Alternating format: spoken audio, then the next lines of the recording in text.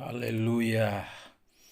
Berbahagia sekali kita berjumpa di dalam kita mendengarkan kebenaran firman Tuhan yang saya akan bagikan dengan tema pekerjaan Roh Kudus di dalam kita.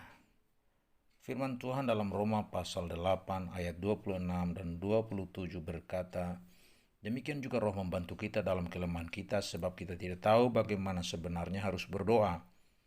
Tetapi Roh sendiri berdoa untuk kita kepada Allah dengan keluhan-keluhan yang tidak terucapkan. Dan Allah yang menyelidiki hati nurani mengetahui maksud roh itu, yaitu bahwa ia sesuai dengan kehendak Allah berdoa untuk orang-orang kudus. Bapak Ibu Saudaraku yang kasih dalam Tuhan, kita perlu mengetahui bahwa Roh Kudus adalah pribadi yang tinggal di dalam kita dan dia menyertai kita. Yang menjadi permasalahan, kadangkala kita mengabaikan dia. Sebagai pribadi, Roh Kudus adalah penolong kita. Dia tinggal di dalam kita.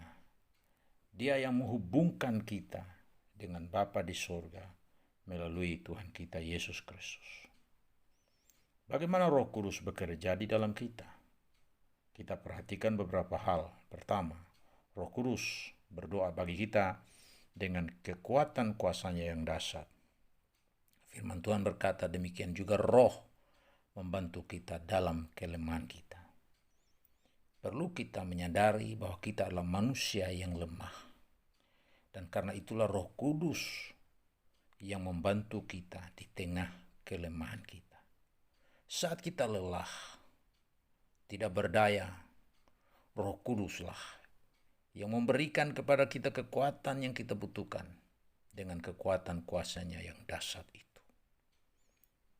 Walaupun kita tidak tahu bagaimana sebenarnya harus berdoa, tetapi Roh Kuduslah yang berdoa melalui tangisan atau air mata keluhan yang terdapat di dalam diri kita, yang dinyatakan kepada Allah. Roh Kuduslah yang mencari hati kita. Bukan hanya sekedar kata-kata kita. Roh Kudus bukan hanya memberikan kepada kita akses untuk terkoneksi secara akurat dengan Allah melalui iman kita. Tapi Roh Kudus juga berdoa untuk kita. Roh Kudus berdoa syafaat dengan kuasa yang dahsyat bagi kita. Kuasa yang dahsyat itu tidak mungkin kita miliki di luar hubungan yang akrab dengan Dia. Doa syafaat itu merupakan sikap bertindak untuk dan atas nama orang lain. Roh Kuduslah yang bersyafaat untuk kita dan melalui kita bersyafaat bagi segala orang kudus. Untuk hamba-hamba Tuhan, pemberita Injil, dan orang-orang percaya yang menderita karena nama Tuhan kita Yesus Kristus.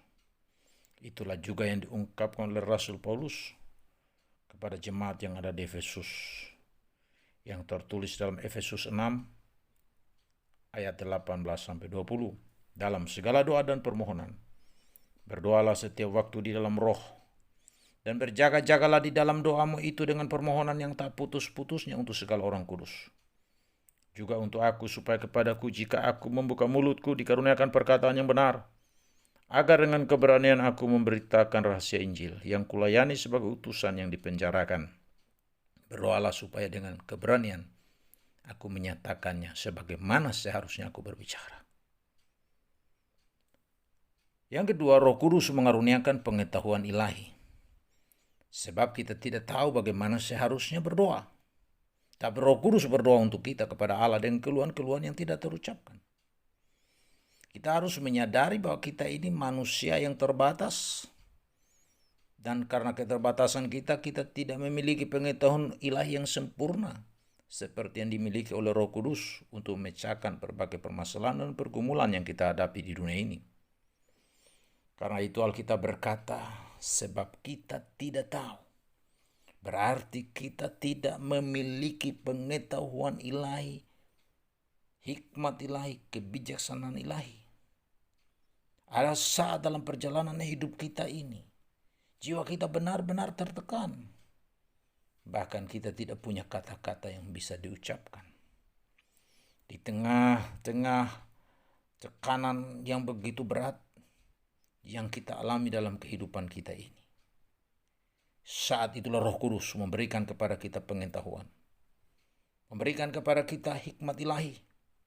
Sehingga kita mampu menghadapi persoalan-persoalan, tekanan-tekanan dalam kehidupan. Bahkan kita juga mendapatkan jalan keluar dan berkemenangan menghadapi berbagai permasalahan hidup di dunia ini. Dan itu dilakukan oleh Roh Kudus yang mengaruniakan kepada kita pengetahuan ilahi, hikmat ilahi, dan kecerdasan ilahi. Yang ketiga, Roh Kudus mengingatkan dan menuntun kita melakukan kehendak Allah. Dan Allah yang menyelidiki hati nurani mengetahui maksud roh itu, yaitu bahwa ia sesuai dengan kehendak Allah berdoa untuk orang-orang kudus. Siapa yang lebih tahu isi hati kita selain roh kita sendiri? Kita adalah manusia roh yang memiliki jiwa yang berdiam di dalam tubuh. Siapapun yang tinggal serumah dengan kita, tidak ada yang tahu isi hati kita. Entahkah mereka itu suami, istri, anak-anak, atau orang tua kita. Mereka hanya bisa tahu isi hati kita ketika kita mengungkapkannya melalui kata-kata kita. Siapa yang lebih tahu isi hati Tuhan dan kehendak Tuhan? Hanya Roh Kudus. Karena itulah Roh Kudus akan selalu mengingatkan kita bahwa Allah itu baik. Dan Dia juga yang menuntun kita untuk melakukan kehendak Allah. Roh Kudus juga meyakinkan kita bahwa Allah memiliki rancangan yang begitu baik, yang berujung kebaikan dan keindahan, damai sejahtera dalam masa depan yang penuh harapan. Yang keempat, Roh Kudus merangkul kita dengan rangkulan kasih sayang dan belas kasihan. Pernahkah kita mengalami keadaan tertolak? Saya secara pribadi memiliki pengalaman tertolak. Tokoh-tokoh Alkitab seperti Yusuf, Daud, mereka juga memiliki pengalaman tertolak. Jadi kita tidak sendiri dalam pengalaman tertolak.